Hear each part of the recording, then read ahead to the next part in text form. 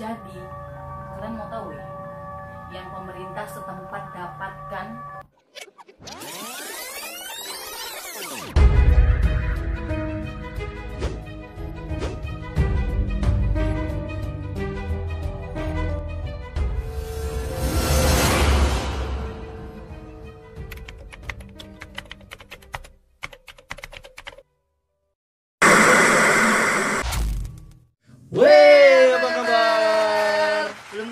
sama kita. Ya emang kita siapa? Disinilah kita kenalan. Oke. Aku Suci. Oke, aku Joko dan kita mau ngapain? Kita mau ngobrol-ngobrol santai. Oke, ngobrol santainya tentang apa Sud kira-kira? Yang pasti bukan ngibahin orang. Bukan ya. ngibahin Bukan orang ya. ngibahin Oke, orang. kita bukan mau gibah. Oke ya. Nah, tapi ada satu pertanyaan nih. Channelnya kan Sisi Kelabu, pasti Ya. bakal ada orang yang tanya, emang kenapa kelabu? Ya, karena di sini yang mau kita bahas itu Hmm. hal-hal yang masih abu-abu dan belum tahu kebenarannya, Masih Jo. abu-abu. Kenapa nggak Sisi abu-abu? Karena abu-abu sekolah SMA ya. Oh. Anak SMA udah tua kan? Belum sih. Belum. Oke, lanjut. Berarti masih belum pasti ya kebenarannya ya, masih akurat dan masih mitos mungkin. Ya. Ya. Jadi ada beberapa hal yang mau kita bahas hari ini, tapi biar kita nggak tuduh-tuduhan, Sud. Aku dulu, apa kau dulu, aku dulu, kau dulu, nggak siap-siap. Ya. Jadi mending kita sweet. Oh, ini bahasnya tentang apa dulu nih? Oke, jadi kalau misalkan ditanya nih mau bahas apa, udah pasti kan kita bilang tadi masih abu-abu. Nah, kita mau bahas sesuatu yang masih mitos, terus banyak anggapan-anggapan dari masyarakat sekitar. Nah, ini kita mau bedah nih. Oke. Gitu. Nah, jadi pasti kan kau udah punya cerita dan aku juga punya cerita. Biar kita nggak tuduh-tuduhan kayak yang aku bilang. Kayak mana kalau kita sweet? Kita sweet. Sweet. Siapa yang menang atau yang kalah nih di Untuk dalam? hatimu, menurutmu? Yang menang yang belakangan cerita ya. Yang menang berarti yang kalah cerita duluan. Ya. Oke. Oke weh, jadi kita mulai sweet ya biar supaya profesional ya. Oke, sweetnya sweet apa nih? Sweet biasa. Sweet biasa, Sweet sweet biasa ya, anak-anak oke. zaman dulu. Di zaman dulu ya, oke. Oh, nggak pakai Alah. cas. Udah ketahuan. Oke, yuk. Pakai cas Oke, nggak? oke, pakai Pakai cas, cas nggak? pakai cas. Cas ya. Wah. Kita nggak ada chemistry anjay. Kau tuh pakai jas. Oke, nggak usah pakai cas. Nggak usah pakai cas. Ulang. Lanjut. Oke, berarti kita ulang ya. Ya, kita Tanpa ulang. cas. Oke, Tanpa 1, cas. 2, 3. Ya. 1, 2, 3. Ya. Oke, memang udah takdir kau harus cerita duluan. Oke, udah bisa cerita? Udah siap kalian weh? Udah siap Sud? Siap. Oke, siap juga Pak. Silakan cerita. Oke. Udah bisa ya weh?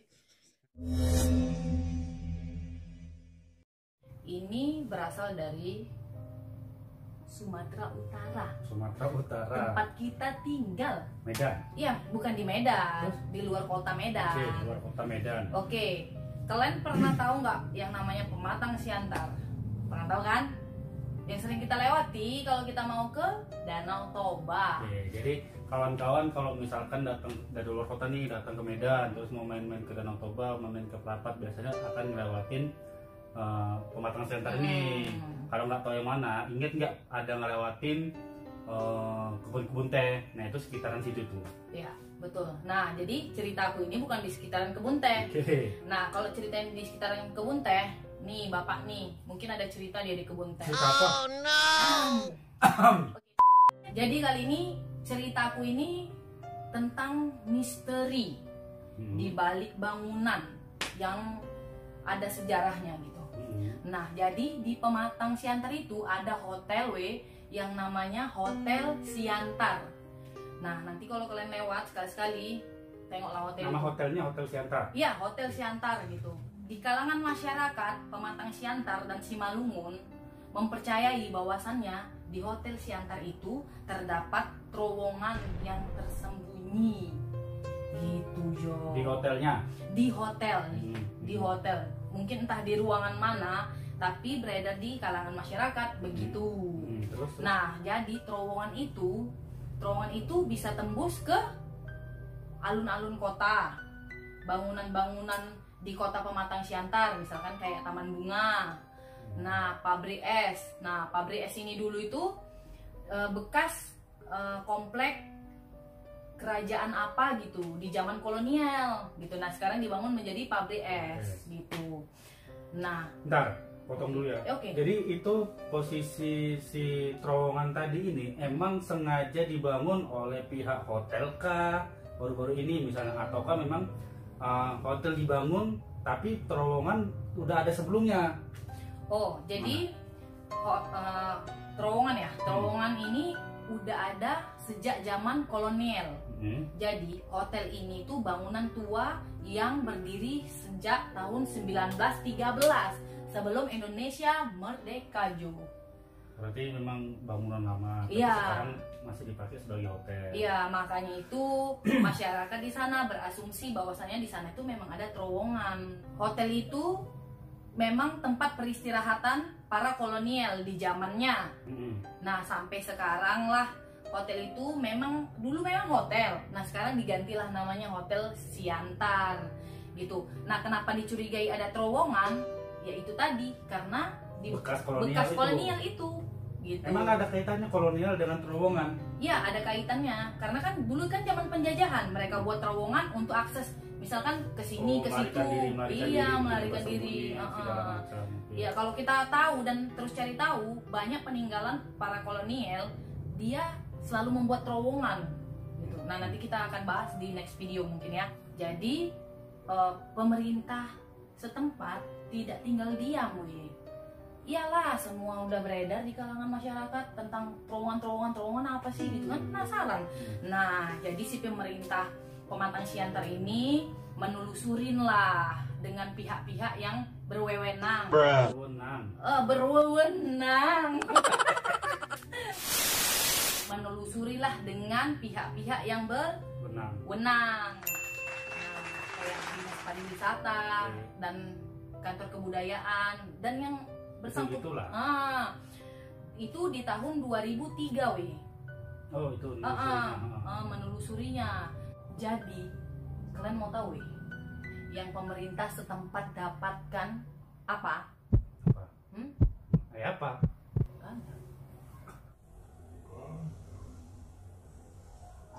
Maksudmu? Ya nggak ada. Nggak dapat apa-apa? Nggak dapat apa-apa. Nah, jadi mereka ngumpul, ketemu, rame, menelusuri, nggak ketemu apa-apa? Nggak ketemu apa-apa. Ya, itulah kan. Ketika isu itu tidak pasti, kayak kita jangan pernah memastikan bahwasannya sesuatu itu memang betul adanya. Sementara kita itu nggak tahu, itu kan tidak boleh ya, Jong. Berarti yang beredar selama ini hanya sebatas asumsi. Apakah masyarakat puas? Masyarakat belum puas. Nah, sampai sekarang pun mereka masih berasumsi seperti itu. Bahwasanya ada terowongan. Iya. Tapi waktu orang tuh cari-cari nggak gini-gini. Biasa kalau di film-film tuh kan, pencet dinding jegrek, adalah pintu terbuka, lompat-lompat kayak atau apa enggak? Kalau kayak gitu kan pintu rahasia. Manalah pemerintah itu tahu. Kita harus ikut harusnya. Ya, kayaknya harusnya kita ke sana. Kita ke sana aja. Iya, nanti kita ke sana next time ya. Nah, dan solusinya kan pemerintah itu memang udah nggak dapatkan terowongan itu. Jadi dikerahkanlah dengan arkeologi. Nah, arkeologi itu kan barang-barang prasejarah zaman purbakala dulu pun dia bisa temukan. Apalagi yang terowongan kan manusia yang masuk. Bukan kayak lubang semut. Pasti bisa. Besar ya, bisa kelihatan ya. Iya, betul. Tinggal lagi ada atau enggak. Iya, ada atau enggak. Gitu. Tapi itu kan tadi kau bilang kan tuh tahun 2003 nyelidikinya, cari tahunya. Di tahun yang sama bahwasanya dipastikan nggak ada. Iya, betul, di tahun yang sama. Nah, itu 2003 ke sekarang 2020 udah 7 tahun, Iya. Ada kabar lagi? Sejauh ini sih belum ada kabar lagi. Masih ngambang lah. Masih ngambang. Masyarakat tetap dengan asumsinya. Tapi belum menemukan apapun. Capek. Oke, jadi kayaknya kita perlu nginap di Hotel Siantar sana. Tahu alamatnya? Tahu. Kalian ada yang tahu, coba komen dulu. Mana tahu kalian, ada yang warga Siantar. Boleh juga kan? Kalau misalkan kalian yang warga Siantar, bisa kasih tahu kami gambaran atau berita update-nya. Komentar boleh atau DM langsung juga boleh. Oke, cocok kalian rasa? Cocok. Oke, lanjut, ada lagi, Sud? Iya, itu aja misterinya. Dan sampai sekarang nggak ada, memang bukan nggak terkuak lah. Oke, cerita selanjutnya aku mau bahas satu perairan, itulah. Pokoknya aku mau bahas satu tempat. Nah, satu tempat yang disebut Masa Lembo. Pernah dengar Masa Lembo? Udah, mungkin enggak lah ya. Kayaknya enggak, dari reaksi kau juga aku bingung juga. Kayaknya kau kayak nggak pernah tahu gitu. Udah lah. Jadi Masa Lembo ini salah satu kecamatan di Kabupaten Sumeneb, Jawa Timur. Nah, biasanya orang ada juga yang sebut dengan nama Masa Lembu.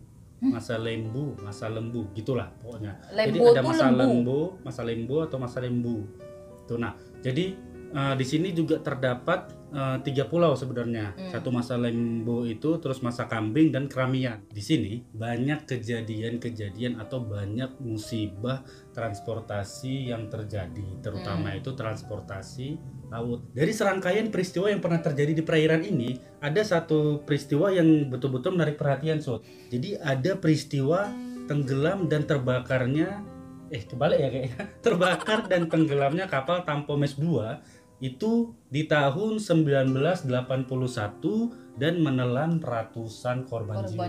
Wow. Nah, jadi ini kan banyak nih tragedi-tragedi, tapi yang paling berkesan itu ini, Sot, kan terlalu banyak korban jiwa yang ditelan. Nah, kapal ini memang sebetulnya itu sudah diproduksi lumayan lama.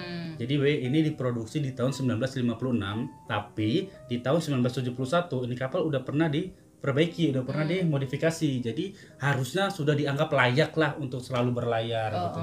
Makanya ketika tenggelam di 1981 itu agak terkejut-kejut kan orang, loh, ini kapal kan udah pernah dimodifikasi dan belum lama gitu. Setelah kapal Tampomes 2 ini kan, jadi ada lagi nih kejadian-kejadian kecelakaan laut lagi di perairan Masa Lembo.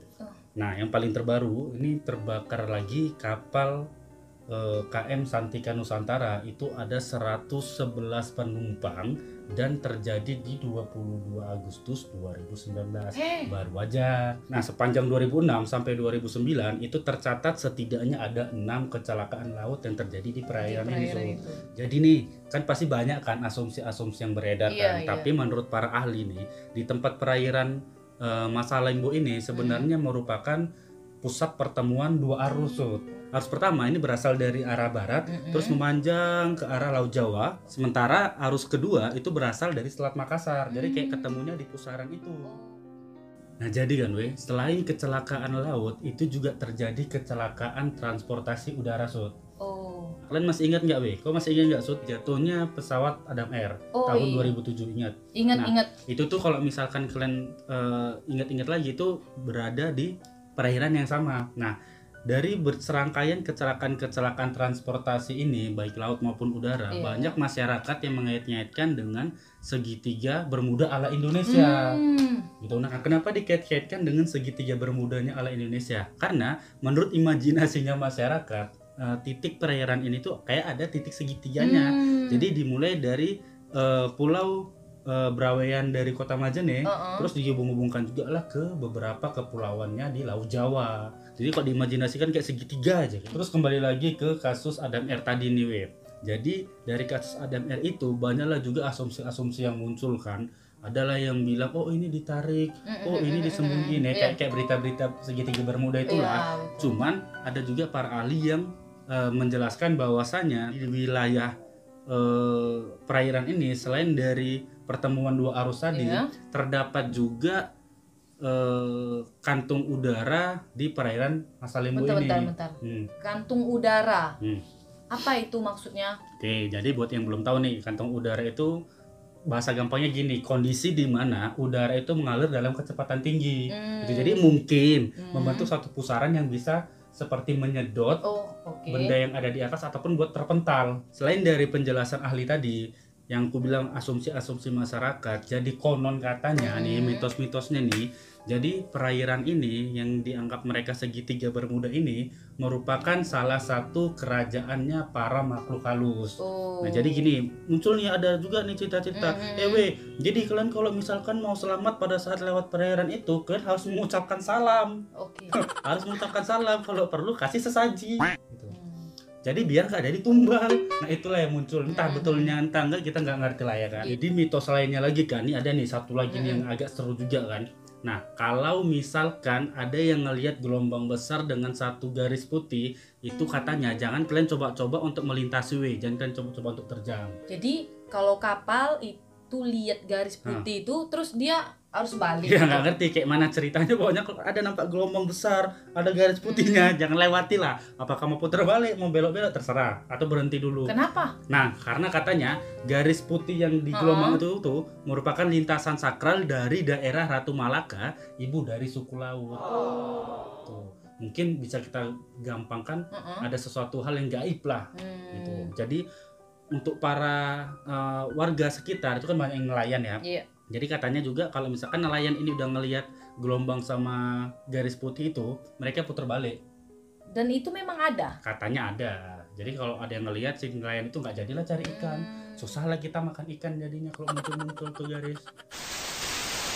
Jadi kan kalau misalkan nih dari setiap cerita yang udah kami sajikan dan menurut kalian ini oh ini ternyata cuma mitos kok, oh ini kayaknya perlu ditelusuri lagi lah, itu terserah kalian. Kalau misalkan ada yang mau langsung percaya dengan cerita-cerita yang udah beredar, boleh juga. Dan kalau misalkan kalian mau memposisikan cerita ini sebagai mitos belaka, ya itu juga boleh, tergantung pemikiran masing-masing. Ya gitu. betul sekali. Terus kalau dari kalian ada yang tinggal di daerah-daerah tempat yang kami ceritakan, boleh juga meluruskan cerita kami. Ya seandainya siapa tahu yang kami sampaikan ada kekeliruan, Ya gitu kan betul. maksudnya.